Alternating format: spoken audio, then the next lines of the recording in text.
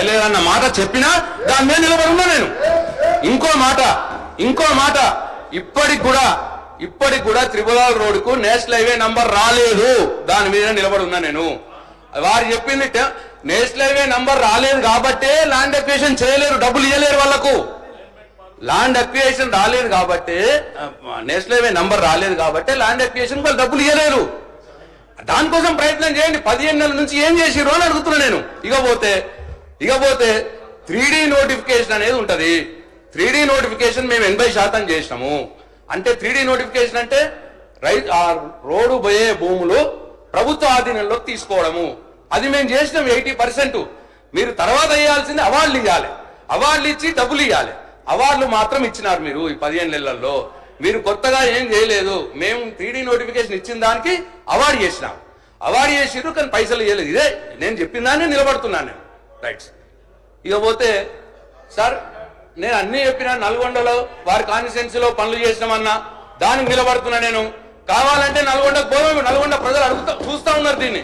నల్గొండలో పోదాం, మేము చేసిన పనులు చూపిస్తా నేను. సార్ ఇట్లా మన సమాధానంలో చెప్పమన్నాము, మధ్యలో లేచినట్టు బుల్డోజ్ చేసేస్తే ఎట్లా సార్ ఇది? సార్ అట్లనే సార్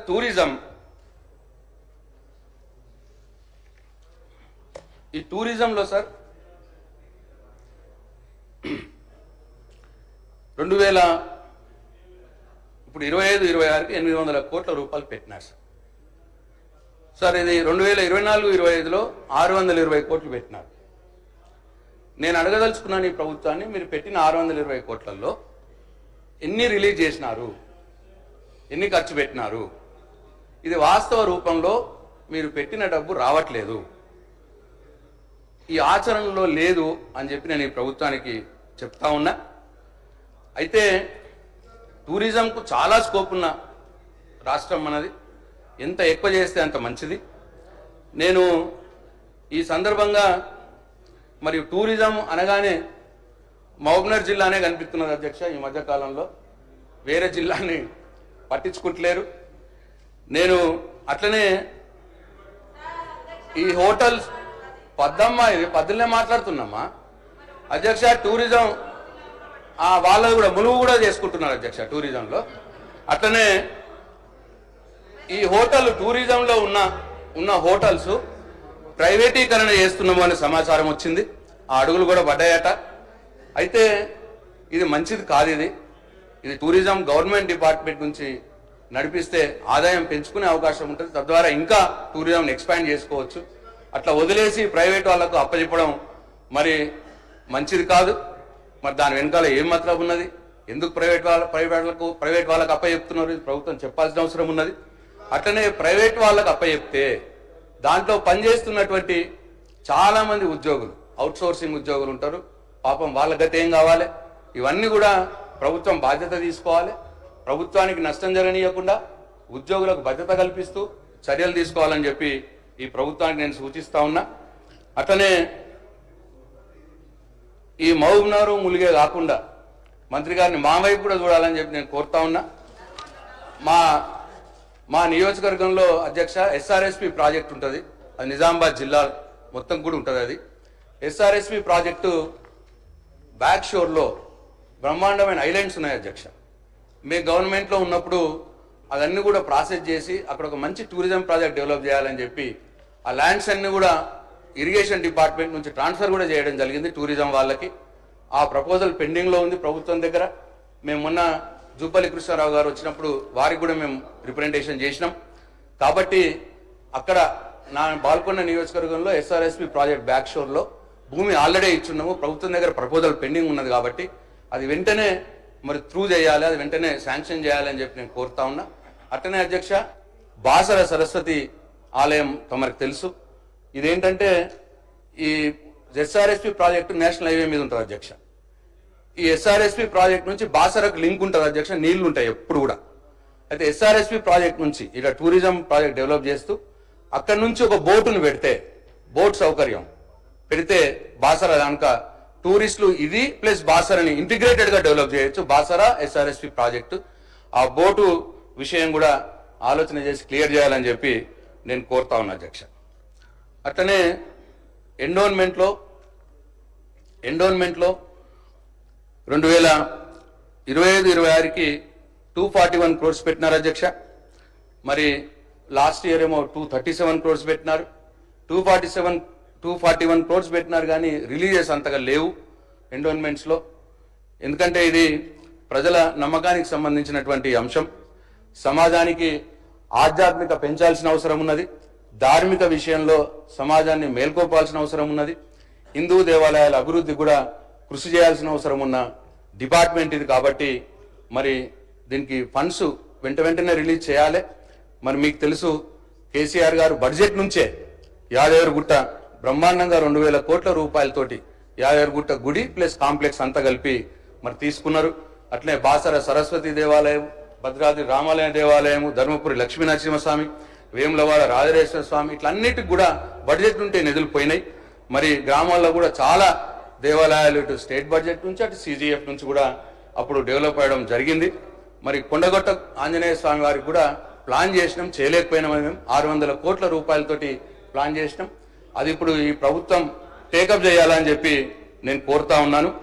అట్లనే అధ్యక్ష, ఈ బ్రాహ్మణ పరిషత్ 200 కోట్లతో ఏర్పాటు చేసి ఎవ్రీ ఇయర్ 100 కోట్లు ఇచ్చి బ్రాహ్మణుల సంక్షేమానికి కేసీఆర్ గారు పాటుపడ్డారు. మరి ఇప్పుడు ఈ ప్రభుత్వం వచ్చి నుంచి బ్రాహ్మణ పరిషత్కి ఫండ్స్ ఏం రిలీజ్ కాలేదు. విదేశీ స్కాలర్షిప్లో ఆ బ్రాహ్మణ పిల్లలు ఒక 300 మంది ఆల్రెడీ ఒక ఇన్స్టాల్మెంట్ వాళ్ళకి వచ్చి ఉన్నది. రెండో ఇన్స్టాల్మెంట్ కోసం చూస్తా ఉన్నారు. పాపం విదేశాల్లో ఉన్నారు వాళ్ళు. అది ఇమీడియట్గా ఒక 30 crores ఉంది, అది రిలీజ్ చేయాలని చెప్పి ప్రభుత్వాన్ని కోరుతా ఉన్నాను. అట్లనే కొత్త వారు కూడా 344 మంది ఈ స్కాలర్షిప్ కోసం, విదేశీ విద్య స్కాలర్షిప్ కోసం వెయిట్ చేస్తూ ఉన్నారు. వాళ్ళను కూడా త్రూ చేయాలని చెప్పి ఈ ప్రభుత్వాన్ని నేను కోరుతూ, ఈ దేవాలయాల విషయంలో మరి ఈ ప్రభుత్వం శ్రద్ధ తీసుకొని చాలా అంటే ఎట్లున్నదంటే అధ్యక్ష, ఇప్పుడు మా నియోజకవర్గంలో ఉదాహరణకు అధ్యక్ష, ఈ స్టేట్ ఎగ్జాంపుల్ ఇట్లనే ఉంటుంది. ఉదాహరణకు మా నియోజకవర్గంలో 35 టెంపుల్స్ ఉన్నాయి అధ్యక్ష. ఇప్పుడు వివిధ దశల్లో ఉన్నాయి. మేము ఆల్రెడీ ఒక 50 టెంపుల్ 10 yearsలో కట్టాం. ఇప్పుడు ఒక 35 టెంపుల్ వివిధ దశల్లో ఉన్నాయి. చిన్న అన్ని వీకర్ సెక్షన్ టెంపుల్ 10 లక్షలు 15 లక్షలు ఆ టైప్ టెంపుల్స్ ఎక్కువ మట్టుకుంటాయి. అయితే దీంట్లో ఇప్పుడు ఏముందంటే అధ్యక్ష, కొన్ని ఏ స్టేజ్లో ఉంటాయంటే వర్క్ నడుస్తూ ఉన్నాయి కానీ కొద్దిగా డబ్బుల ఇబ్బంది అయ్యి బిల్స్ రాక ఆగిపోయినాయి ఉన్నాయి. అట్లా నా నియోజకవర్గంలో 8 ఉన్నాయి అధ్యక్ష, అవుట్ ఆఫ్ 35లో. అట్లనే కొన్నేమో టెండర్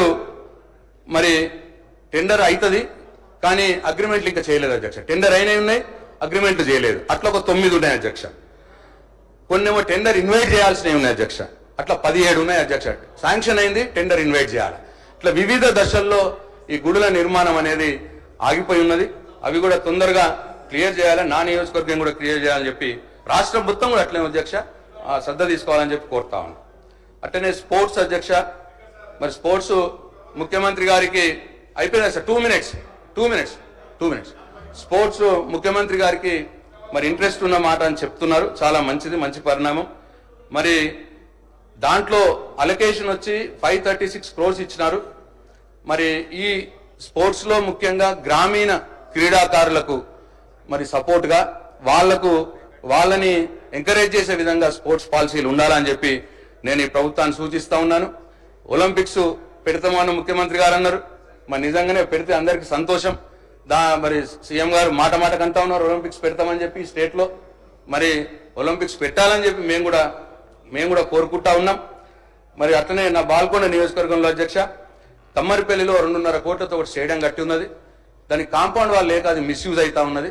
దయచేసి నేను మీ ద్వారా ప్రభుత్వాన్ని, మంత్రి గారిని కోరుతా ఉన్నాను, కాంపౌండ్ వాళ్ళు నిర్మాణం చేయాలని చెప్పి నేను కోరుతా ఉన్నా అధ్యక్ష. అట్లనే ఫారెస్ట్ పద్ధతి అధ్యక్ష, నేనే 6-7 మాట్లాడుతున్నా అధ్యక్ష, అయిపోతున్నది, ఇంకొక 2 ఉన్నాయి.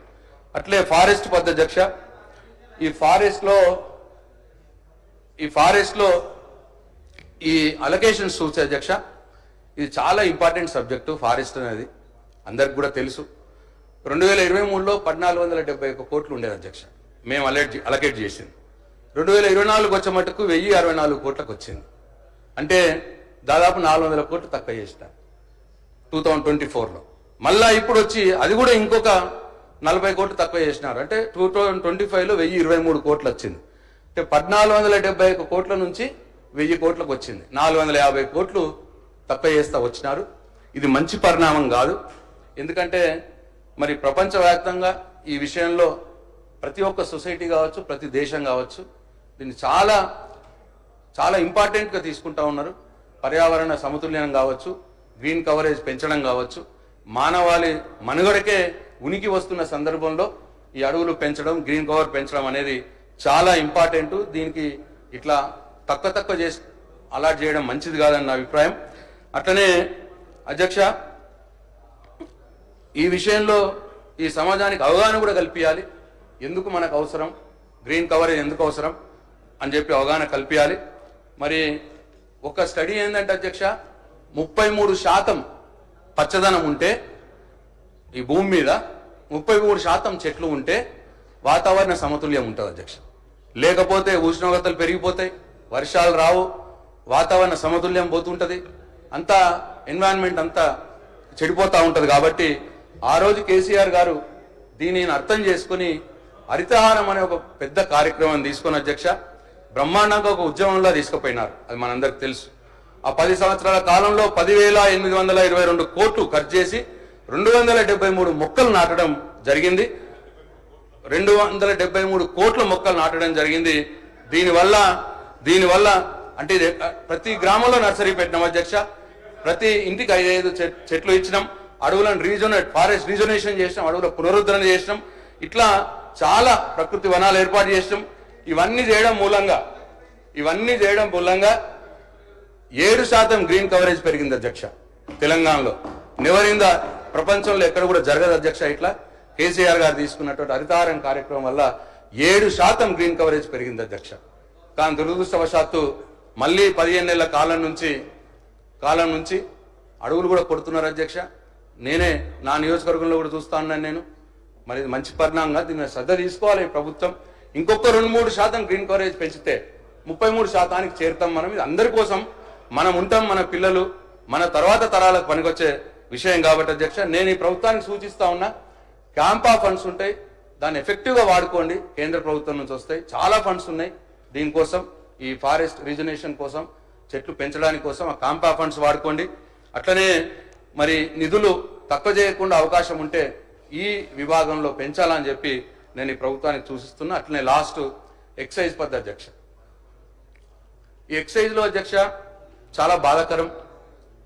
లాస్ట్ టైం ఏమో 38,000 కోట్ల ఆదాయాన్ని టార్గెట్ ఉండే 24-25. ఈ సంవత్సరం 50,000 కోట్ల ఆదాయం పెట్టుకున్నారు అధ్యక్ష. ఆదాయం టార్గెట్గా పెట్టుకున్నారు. అంటే 18,000 కోట్ల ఆదాయాన్ని పెంచాలా అని చెప్పి ఈ ప్రభుత్వం టార్గెట్గా పెట్టుకున్నది. మేనిఫెస్టోలనేమో మేము బెల్ షాపులు తీసేస్తామన్నారు.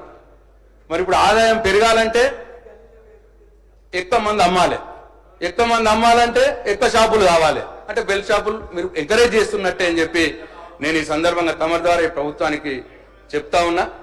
అట్లనే మీ కాంగ్రెస్ మేనిఫెస్టోలో పెట్టినట్టు బెల్ షాపులు తీసేయడానికి ప్రయత్నం చేయండి, తీసేయండి అని చెప్పి ప్రభుత్వాన్ని నేను డిమాండ్ చేస్తా ఉన్నా. అదే అన్నారు ఇప్పుడే పెంచుతున్న రేట్లు అన్నారు. అదే కొత్త బ్రాండ్లు, కొత్త బీర్లు, కొత్త బార్లు, మరిన్ని బెల్ షాపులు. ఇదేనా ఈ కాంగ్రెస్ పార్టీ యొక్క పాలసీ, ప్రభుత్వం యొక్క పాలసీ అని చెప్పి నేను అడుగుతా ఉన్నాను అధ్యక్ష. తీవ్రంగా వ్యతిరేకిస్తున్నాం. ఈ ఆదాయం పెంచే మార్గం పెట్టుకోవడం అనేది మేము తీవ్రంగా వ్యతిరేకిస్తున్నాం. దీన్ని ఉపసంహరించుకోవాలని చెప్పి ప్రభుత్వాన్ని నేను డిమాండ్ చేస్తూ 12,000 కోట్ల ఆదాయం పెంచడానికి పెట్టుకున్నారు. ఇది చాలా ఎక్కువ అధ్యక్ష. ఒకటేసారి మరి మొత్తం మీ ఆదాయం కోసం